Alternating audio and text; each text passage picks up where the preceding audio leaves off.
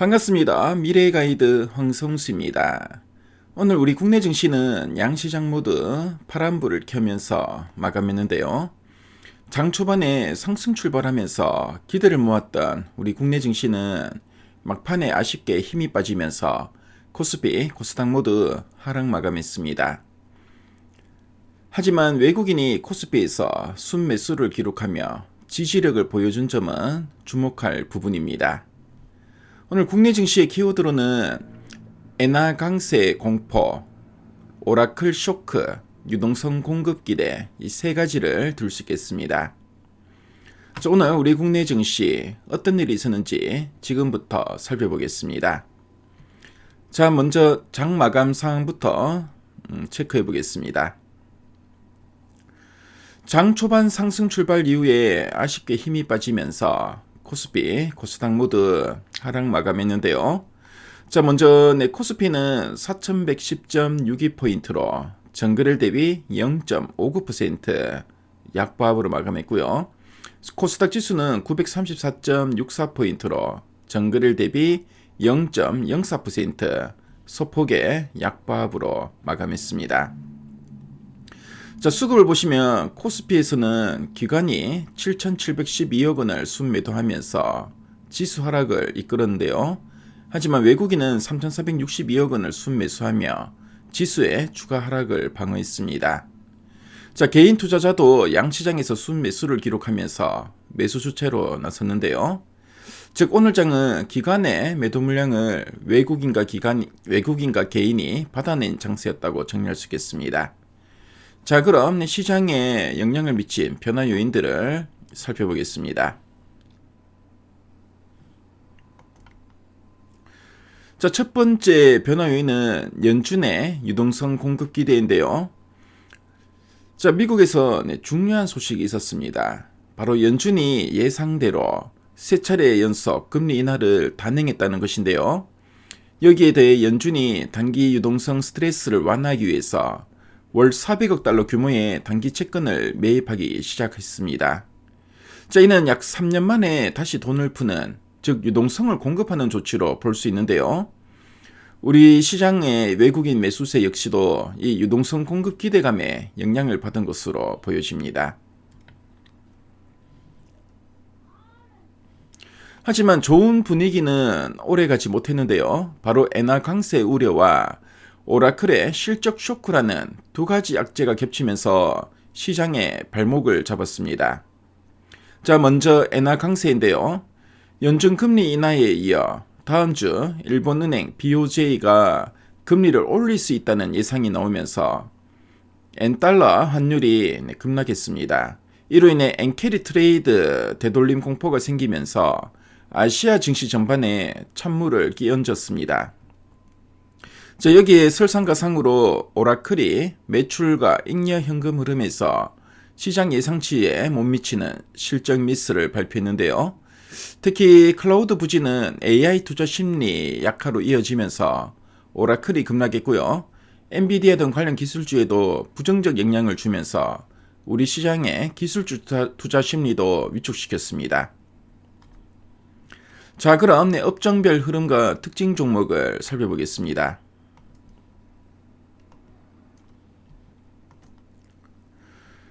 자, 오늘 장에서는 투자자들의 희비가 업종별로 뚜렷하게 엇갈렸는데요.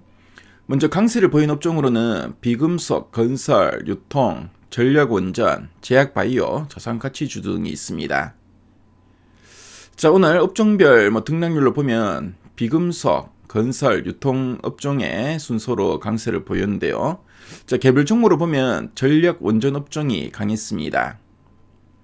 GE 버노바의 내년 전망 상향으로 AI 전력 인프라 투자 기대감이 다시 커졌고요. 이로 인해 효성중공업이 오늘 1.70% 상승했고요. 자, 그리고 한전기술이 5.3% 상승했고, 그리고 현대건설이 2.51% 상승했고, 두산에너빌리티 등도 상승세를 탔습니다. 자, 그리고 제약바이오 업종도 강세를 보이는데요. 금리 인하 기대감과 미국 생물보안법 수혜 기대감이 더해지면서 한미약품이 3.81% 상승했고요. 그리고 녹십자가 11.84%나 크게 상승했습니다. 자, 이외에 일동제약이 24.62% 크게 상승했고요. 자, 그리고 ST팜. 자, ST팜이 3.44% 상승하는 등 중소형주들의 강세가 돋보였습니다. 자, 그리고 숨어있던 부동산 자산 보유 테마도 강세를 보였는데요. 자, 롯데칠성. 자, 롯데칠성이 9.5% 상승했습니다. 자, 강남 부지 매각 이슈로 급등하는 모습이었고요. 자, 그리고 서부 T&D. 서부 T&D는 21.19% 상승했고요. 자, 그리고 하림지주. 하림지주는 상한가를 기록하는 등 부동산 자산 보유 테마들이 강세를 보였습니다. 자, 그리고 미용 의료기기 업종이 클래시스가 5.47% 강세를 보였고요. 자, 그리고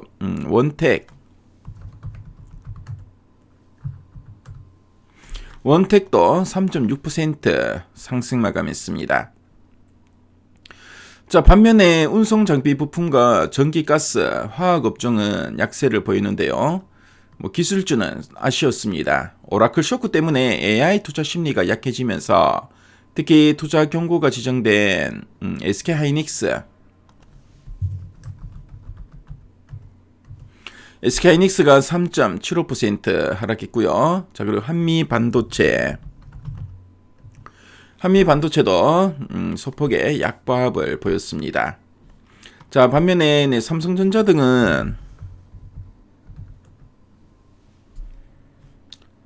보합권 등락에 그치는 모습이었습니다. 자, 그리고 원달러 환율은 1472원 60전으로 어제보다 1원 80전 상승하면서 다시 불안한 모습을 보였는데요. 외국인 순매수에도 불구하고 엔화 강세 우려 등 글로벌 달러 강세 압력이 작용하면서 환율이 올랐습니다. 자, 그래서 지금까지 국내 증시 분위기를 쭉 한번 살펴봤는데요. 자, 연준의 유동성 공급과 외국인의 순매수는 장기적으로는 긍정적인 신호로 볼 수 있습니다. 하지만 단기적으로는 엔화 강세 그리고 기술주 실적 부진 같은 악재들이 시장의 발목을 잡고 있는데요. 특히 오늘은 선물 옵션 만기일이기 때문에 장 막판까지 변동성이 컸습니다. 자, 앞으로는 악재가 해소될 때까지 종목 압축이 중요해 보입니다. AI 전력 인프라나 제약 바이오처럼 확실한 테마가 있는 종목, 그리고 숨겨진 자산 가치주처럼 개별 이슈가 있는 종목 중심으로 대응하시는 게 좋겠습니다. 기간의 매도세가 이어지는 동안은 시장 전체가 오르기보다는 되는 종목만 오르는 장세가 당분간 이어질 수 있다는 점을 꼭 기억할 필요가 있어 보입니다. 자, 오늘 하루도 변동성이 큰 시장이었는데 시장 대응하시느라 정말 고생 많으셨습니다. 자, 시장은 복잡하고 어려운 일이 많지만 핵심은 외국인의 매수 유입과 기간의 매도세 사이에서 종목별 희비가 엇갈렸다는 점입니다. 현명한 투자 전략으로 이 난간을 잘 헤쳐나가시길 바랍니다. 자, 그럼 이상으로 오늘 방송 마무리하겠습니다. 너무나도 편안한 시간 되시고요. 그럼 저는 내일 또 찾아뵙겠습니다. 지금까지 미래가이드 황성수였습니다. 감사합니다.